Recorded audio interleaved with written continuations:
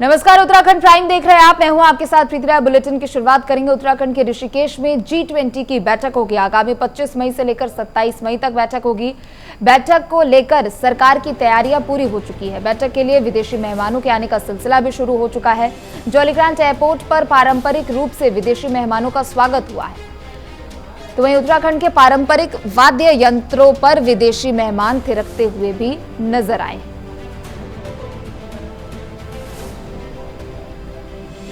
तो उत्तराखंड के ऋषिकेश में G20 की बैठक का आयोजन होगा। आपको बता दें कि आगामी 25 से लेकर 27 मई तक बैठक का आयोजन किया जाएगा। बैठक को लेकर सरकार की तैयारियां पूरी हो चुकी है। आपको बता दें कि बैठक के लिए विदेशी मेहमानों के आने का भी सिलसिला शुरू हो चुका है। जौलीग्रांट एयरपोर्ट पर पारंपरिक रूप से विदेशी मेहमानों का स्वागत हुआ है और साथ ही उत्तराखंड के पारंपरिक वाद्य यंत्रों पर सभी विदेशी मेहमान थिरकते हुए नजर भी आ रहे। तो योग नगरी ऋषिकेश में आगामी 25 से 27 मई तक G20 की बैठक होगी। 3 दिवसीय बैठक होगी। बैठक को लेकर सभी तैयारियां पूरी हो चुकी है। विदेशी मेहमानों के आने का सिलसिला भी शुरू हो चुका है। जौलीग्रांट एयरपोर्ट पर भव्य तरीके से विदेशी मेहमानों का और पारंपरिक तरीके से सभी का स्वागत किया गया। उत्तराखंड के पारंपरिक खाद्य यंत्रों पर भी विदेशी मेहमान थिरकते हुए नजर आए हैं। तो G20 की बैठकों का दौर जारी है और उत्तराखंड के ऋषिकेश में G20 की बैठक का आयोजन होगा। आपको बता दें 3 दिवसीय बैठक का आयोजन होना है। 25 से लेकर 27 मई तक बैठक का आयोजन किया जाएगा और इसे लेकर सरकार की तरफ से तैयारियां भी अब पूरी कर ली गई है। उत्तराखंड के पारंपरिक वाद्य यंत्रों पर भी विदेशी मेहमान थिरकते हुए नजर आ रहे हैं। आपको बता दें कि जौलीग्रांट एयरपोर्ट पर विदेशी मेहमानों का आने का सिलसिला शुरू हो चुका है। साथ ही पारंपरिक तरीके से और पारंपरिक रूप से जौलीग्रांट एयरपोर्ट पर विदेशी नागरिकों का स्वागत किया जा रहा है।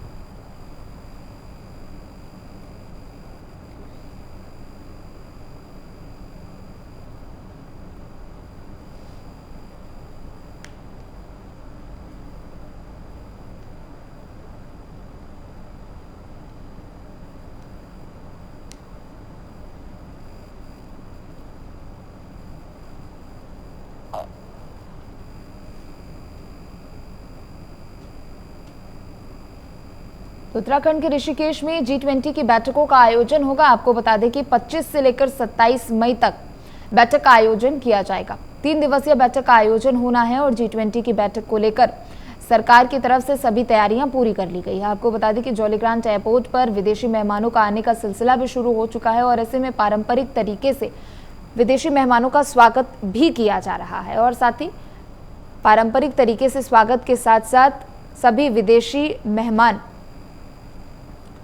उत्तराखंड के पारंपरिक वाद्य यंत्रों पर थिरकते हुए भी नजर आ रहे हैं।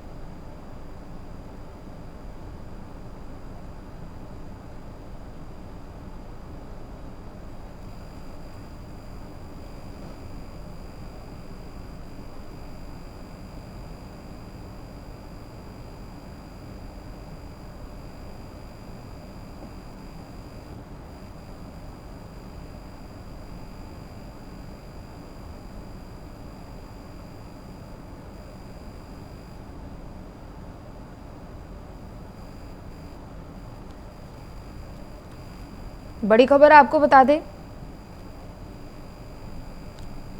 उत्तराखंड के ऋषिकेश में 25 से 27 मई तक G20 की बैठक का आयोजन किया जाएगा। ज्यादा जानकारी के लिए पवन दीक्षित हमारे साथ जुड़ चुके हैं। पवन, देखिए 25 से लेकर 27 मई तक योग नगरी ऋषिकेश में G20 की बैठक का आयोजन किया जाएगा। सभी तैयारियां पूरी कर ली गई है और क्या कुछ जानकारी आपके पास? बिल्कुल प्रीति, जो G20 की जो बैठक है वो ऋषिकेश टिहरी जनपद के नरेंद्र नगर में यहाँ पर वो प्रस्तावित है, जो कि 24 मई से लेकर के 28 मई तक ये बैठक चलेगी। हालांकि 25 तारीख से ही इसका मुख्य तौर पर इस बैठक का आयोजन किया जाएगा, लेकिन मेहमानों के आने का क्रम जो है अभी से शुरू हो गया है, आज से ही शुरू हो गया है। आज भी कई देशों के जो प्रतिनिधि है वो अब उत्तराखंड पहुंच चुके हैं। आज जैसे ही वो जोलीघाट एयरपोर्ट पर उतरे, वहां पर उनका भव्य स्वागत किया गया। जो उत्तराखंड की नैसर्गिक सुंदरता है उसको वहां पर प्रदर्शित किया गया था। साथ ही साथ वहां के जो लोक नृत्य है, लोक कलाकार हैं, उनके द्वारा प्रस्तुति दी गई और उनकी जो लोक वाद्य यंत्र है उन वाद्य यंत्रों के द्वारा उनका स्वागत किया गया। और उस वाद्य यंत्रों की धुन पर जो विदेशी मेहमान थे वो भी एयरपोर्ट पर थिरकते हुए नजर आए। तो जो G20 की महत्वपूर्ण बैठक जो 25 तारीख से लेकर के 28 तारीख तक होनी है, इसको लेकर के सरकार के द्वारा सभी तैयारियां पूरी कर ली गई हैं।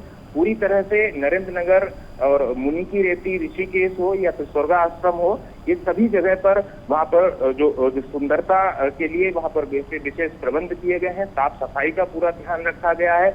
वॉल पेंटिंग करके उत्तराखंड की संस्कृति के बारे में, उत्तराखंड की वेशभूषा के बारे में, उत्तराखंड के जो खाद्यान्न है उनके बारे में प्रदर्शन किया गया है। साथ ही साथ जो उत्तराखंड की बोलचाल है, उसकी भाषा शैली है, जो वेशभूषा है, जो लोक नृत्य है, जो खान पान है, उसको भी प्रदर्शित किया जाएगा। और जो मेहमान, जो G20 के जो सम्मानित जो प्रतिनिधि उत्तराखंड के इस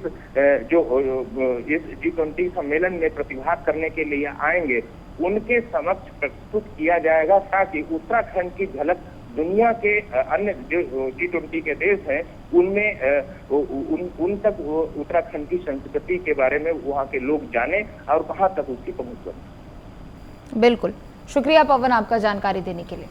तो बड़ी खबर आपको बता दें, ऋषिकेश में G20 की बैठक का आयोजन किया जा रहा है और ऐसे में सरकार की तरफ से सभी तैयारियां पूरी कर ली गई है और मेहमानों का आने का सिलसिला अभी से ही शुरू हो चुका है।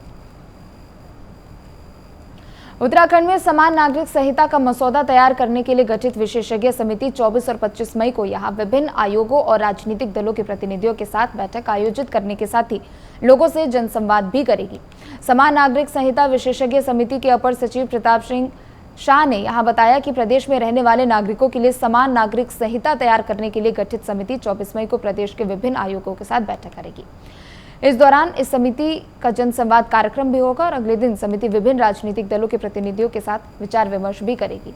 तो उत्तराखंड के मुख्यमंत्री पुष्कर सिंह धामी ने पिछले सप्ताह कहा था कि राज्य के लिए समान नागरिक संहिता पर 90% काम पूरा हो चुका है और 30 जून तक इसका मसौदा तैयार हो जाएगा। उन्होंने कहा था कि उच्चतम न्यायालय की पूर्व न्यायाधीश न्यायमूर्ति रंजना प्रकाश देसाई की अध्यक्षता वाली समिति ने उन्हें बताया है कि वह इसका मसौदा 30 जून तक सौंप देंगे और जिसके बाद इसे लागू करने के लिए कदम उठा लिया जाएगा।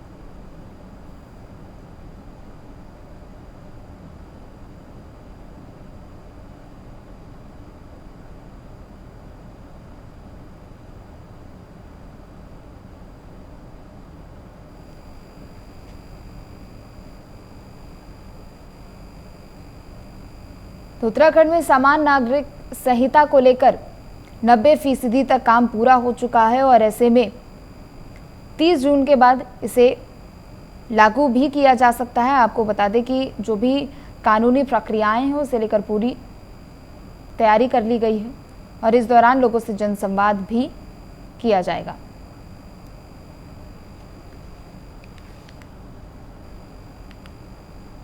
वहीं मसूरी में पूर्व मुख्यमंत्री हरीश रावत ने उनके द्वारा लिखित पुस्तक मेरा जीवन लक्ष्य उत्तराखंडित को लेकर विचार गोष्ठी का आयोजन किया है। इस किताब में उनके बचपन से लेकर जवानी और अब तक की राजनीतिक यात्रा को भी शामिल किया गया है। इस पुस्तक में 654 पन्ने की किताब में 93 अध्यायों को शामिल किया गया है। हरीश रावत ने गोष्ठी में अपनी किताब का संक्षिप्त परिचय दिया है और इस दौरान उत्तराखंड सरकार के पूर्व IAS विनोद शर्मा, मशहूर लेखक गणेश शैली सहित कई लोग शामिल भी रहे।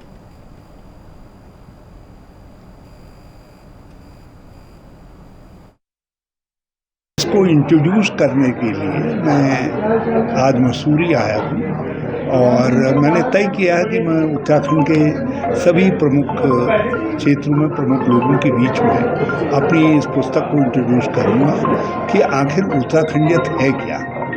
क्योंकि मेरा ये मानना है कि यदि हम उत्तराखंडियत के चारों तरफ अपने विकास का, अपनी आगे की यात्रा का मॉडल खड़ा नहीं करेंगे तो हम एक स्टेरियोटाइप स्टेट के रूप में, ऐसे स्टेट के रूप में रह जाएंगे जिस स्टेट के अंदर प्रॉब्लम ही प्रॉब्लम होंगी। तो फिर छोटे राज्य बनाने का जो अर्थ था कि हर व्यक्ति को इन्वॉल्व किया जा सके और वो विकास का भागीदार बन सके, वो कल्पना सार्थक नहीं हो सकेगी। इसलिए मैं उत्तराखंडियत क्या है और इसका जो प्रथम चरण में मैंने क्या कहा है, द्वितीय चरण के लिए हमारी सोच क्या है, आगे के लिए उत्तराखंड के विकास की हमारी कल्पना क्या क्या मॉडल है, वो सब बातें मैं लोगों के सामने रख रहा हूँ। खबर मसूरी से है, जहां पूर्व मुख्यमंत्री हरीश रावत ने कांग्रेस से जुड़ी यात्रा का मसूरी के गांधी चौक से शुभारंभ किया, जिसके बाद पूर्व मुख्यमंत्री ने गांधी चौक पर गांधी जी की मूर्ति पर माल्यार्पण कर यात्रा का शुभारंभ किया और लोगों ने इस यात्रा में शामिल होकर लोगों से और भी अपील भी की। आपको बता दें कि पूर्व मुख्यमंत्री हरीश रावत ने मसूरी के शहीद स्थल पर पहुंचकर शहीदों को श्रद्धांजलि अर्पित कर यात्रा का समापन किया। पत्रकारों से हुई बातचीत में हरीश रावत ने कहा कि 55 साल से जनता की लगातार वे सेवा कर रहे हैं और देश की जनता से अपील है कि कांग्रेस से जुड़िए, जिससे कि देश के प्रजातंत्र को बचाया जा सके।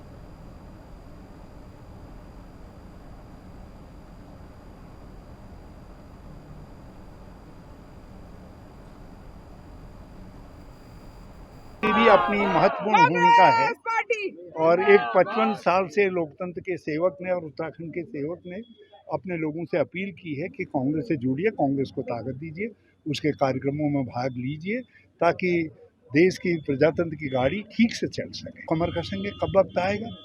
और मैं अपनी तरफ से जो है एक 51 जगह इस तरीके की छोटी छोटी पद यात्राएं करके ये अपीलें बांट रहा हूँ, अपने हाथ से बांट रहा हूँ।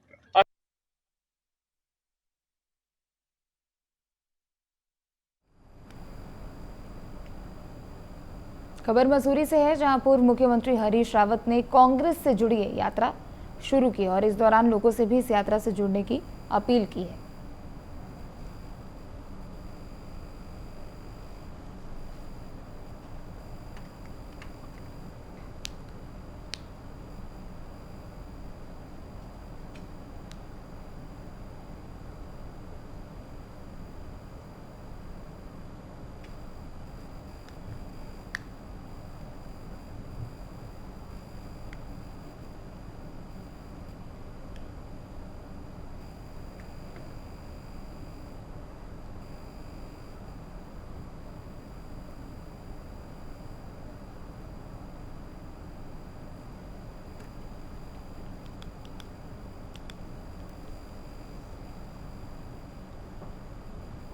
तो वही मुख्यमंत्री पुष्कर सिंह धामी के सख्त निर्देश के बाद पूरे प्रदेश में सरकारी संपत्तियों से अवैध कब्जा हटाने की कार्रवाई बड़े पैमाने पर की जा रही है। धर्मनगरी हरिद्वार में सरकारी संपत्तियों पर बनी अवैध मजारें और मंदिरों को हटाया गया है। साथ ही अवैध मजार और मंदिरों को हटाने का नोटिस भी दिया गया है और जल्दी इन पर जिला प्रशासन द्वारा कार्रवाई की जाएगी। हरिद्वार वन विभाग द्वारा हर की पैड़ी के समीप राजाजी टाइगर रिजर्व में स्थापित प्राचीन पंचमुखी हनुमान मंदिर के साथ हरिद्वार इंडस्ट्री एरिया के समीप राजाजी टाइगर रिजर्व में बनी मंदिर को भी हटाने का नोटिस भेजा गया है। तो वहीं जिलाधिकारी का कहना है कि सरकारी संपत्तियों से अवैध अतिक्रमण को हटाने का अभियान काफी वक्त से चलाया जा रहा है।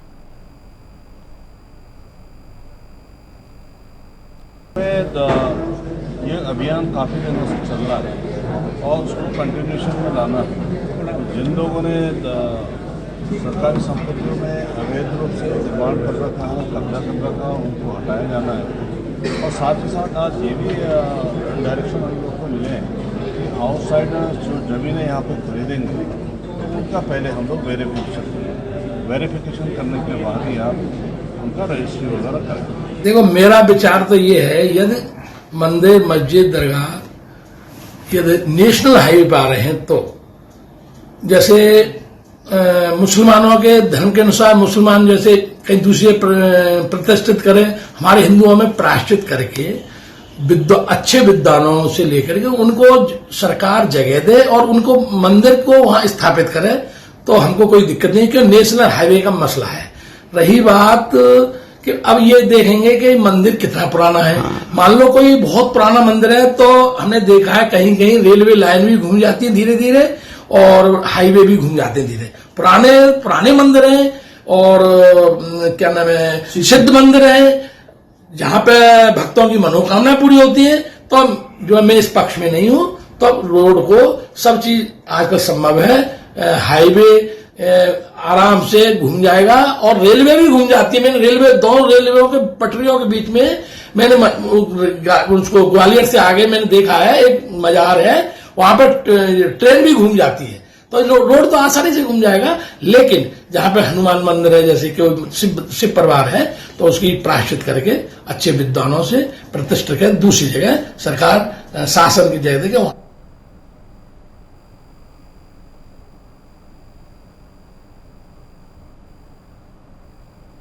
तो खबर हरिद्वार से आपको बता दें, जहां अवैध कब्जों को लेकर पहले वेरिफिकेशन भी किया जाएगा और साथ ही आपको बता दें कि सरकारी संपत्तियों से अवैध मज़ारे और साथ ही साथ मंदिरों को भी हटाने का नोटिस जारी किया गया है। खबर देहरादून से है, जहां आज वंदे भारत ट्रेन का ट्रायल किया जा सकता है। रेलवे प्रशासन ने इसकी सभी तैयारियां भी पूरी कर ली गई है। आपको बता दें कि इसका संचालन देहरादून से दिल्ली के बीच होना है। साथ ही 25 मई को इस ट्रेन को हरी झंडी दिखाकर रवाना किया जाएगा।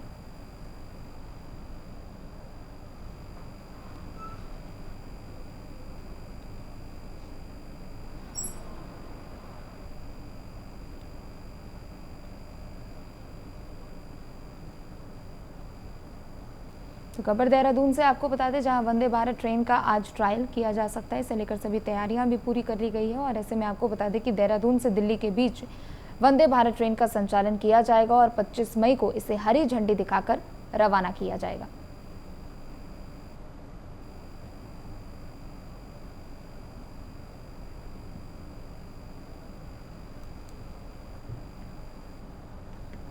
ज्यादा जानकारी के लिए पवन दीक्षित हमारे साथ जुड़ चुके हैं। पवन, देखिए, तकरीबन हर राज्य से अब वंदे भारत ट्रेन का संचालन किया जा रहा है और इसी कड़ी में देहरादून भी अब इस लिस्ट में जुड़ने वाला है। बिल्कुल, जिस तरह से ये वंदे भारत ट्रेन है, इसका जो संचालन है वो लगभग सभी प्रदेशों से जोड़ा जा रहा है दिल्ली को, और इसमें लगभग अभी 18 वंदे भारत ट्रेनें भारत भर में संचालित हो चुकी हैं। इसी कड़ी में उत्तराखंड को जोड़ने के लिए ये वंदे भारत ट्रेन 25 मई को, जिसका रेल मंत्री अश्विनी वैष्णव इसको हरी झंडी दिखाकर देहरादून रेलवे स्टेशन से रवाना करेंगे। उससे पहले आज इसका सफल ट्रायल हुआ है। आज सुबह Vande Bharat train Dehradun railway station पहुंची, जहां से उसका सफल ट्रायल किया गया है और 25 मई को जो रेल मंत्री अश्विनी वैष्णव इसको हरी झंडी दिखाकर देहरादून रेलवे स्टेशन से दिल्ली के लिए रवाना करेंगे। इस ट्रेन के चलने से यहाँ के लोगों को काफी इनका समय बचेगा और काफी सहूलियत होगी, जिससे इस ट्रेन के बाद में जो प्रधानमंत्री नरेंद्र मोदी की जो रेलवे को और ज्यादा बेहतर और फास्ट ट्रेन देने का जो वायदा है, वो जो बुलेट ट्रेन या फिर वंदे भारत ट्रेन जैसी ये सुपर फास्ट जो ट्रेन चलाई जाएगी, इससे लोगों का काफी समय भी बचेगा और एक सुविधाजनक यात्रा भी लोगों को करने को मिलेगी। तो आज से इसका सफल ट्रायल हो चुका है। अब 25 मई का सभी को इंतजार है और रेलवे स्टेशन को काफी बेहतर ढंग से वहां पर सजाया गया है, रंगरोगन किया गया है। उत्तराखंड की जो देवभूमि की संस्कृति है उसकी झांकी भी वहां पर देखने को मिलेगी। ठीक है, बहुत बहुत शुक्रिया पवन आपका जानकारी देने के लिए।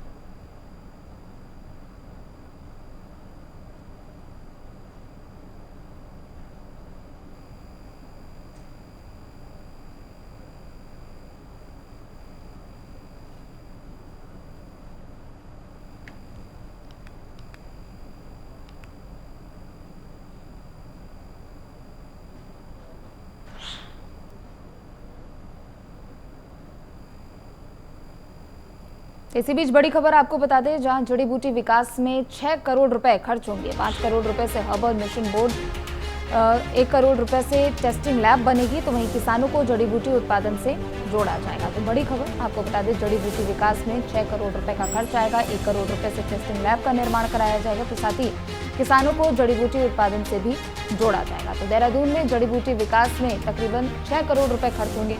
5 करोड़ रुपए से हर्बल मिशन बोर्ड का निर्माण होगा, तो साथ ही 1 करोड़ रुपए से टेस्टिंग लैब को बनाया जाएगा और किसानों को भी जड़ी बूटी उत्पादन से जोड़ा जाएगा।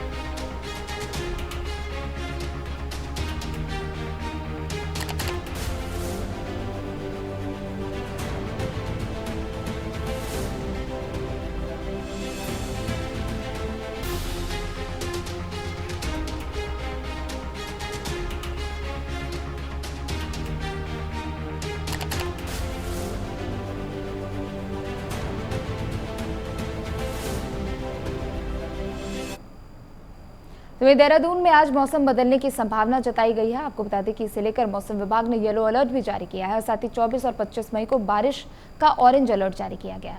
मौसम विभाग ने आशंका जताई है कि कुछ जगहों पर बिजली चमकने के साथ ही 40 से 50 किलोमीटर प्रति घंटे की रफ्तार से तेज हवाएं भी चलेंगी।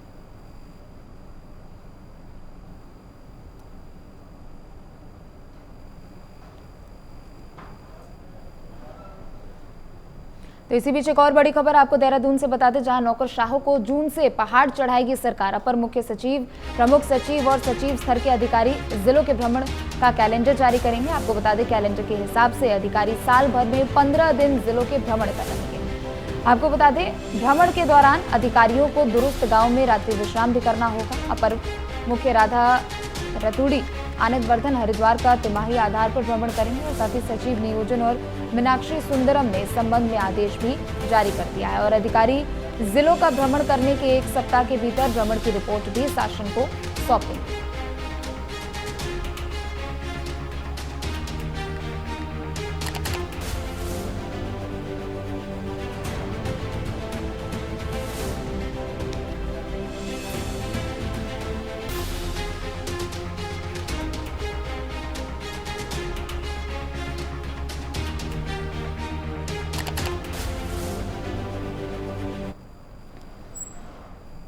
तो वहीं देहरादून स्थित दून जू में टाइगर सफारी शुरू होगी। टाइगर सफारी के ट्रैक को लेकर तैयार किया जा चुका है। अब जू को बाघों का इंतजार है और जल्द ही दून जू को टाइगर में भालू, लोमड़ी और हाइना जैसे जानवर देखने को मिलेंगे। 2 टाइगर, 2 शावा गुलदार, 2 भालू, 2 लोमड़ी, 2 हाइना को लाने की तैयारी भी हो चुकी है। 25 हेक्टेयर जू के क्षेत्रफल का अब लोग दीदार करेंगे।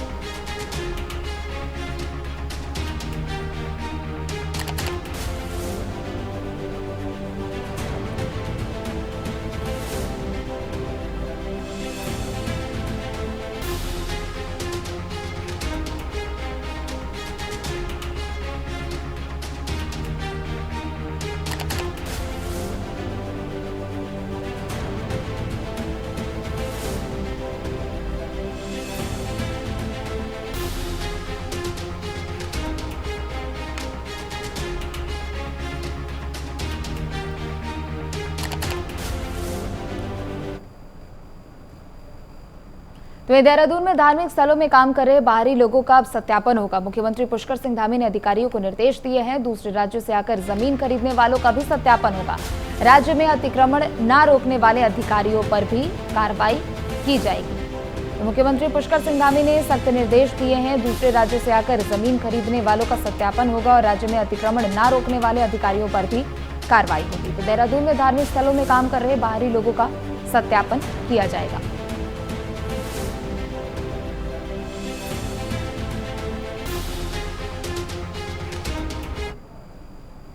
फिलहाल इस बुलेटिन में सिर्फ इतना ही। आप देखते रहे प्राइम न्यूज़।